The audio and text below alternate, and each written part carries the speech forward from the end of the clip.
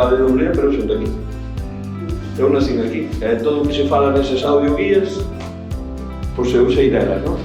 Esta reunión é para poñer en marcha as audioguías, pero sobre todo para darvos as gracias a vos, porque sin vos isto non se podría levar a cabo. Este proxecto Contos do Mar, que é contos do Mar do Ézaro, contos das mulleres bravas do Ézaro, que sodes vos, e moitas outras das que falamos, pero que xa non están, pero que sí que revisemos nese pasado, nese baú dos recordos, para poñelas en valor, para acordarnos delas, porque, ao fin e ao cabo, elas somos nós. E nós, sen esa xente que xa non está, sen vos, non somos ninguén. Ola, son Isaura. Estou aquí porque me chamaron para te acompañar neste paseo polo Ézaro. Eu ser non son daqui, pero teño moitas amigas en Dumbría e veño sempre que podo.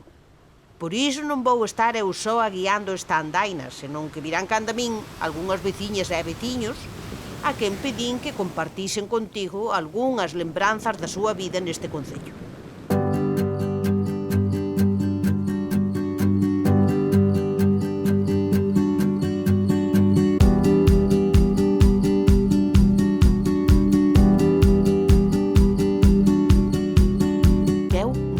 Entendo un lugar sen a súa xente.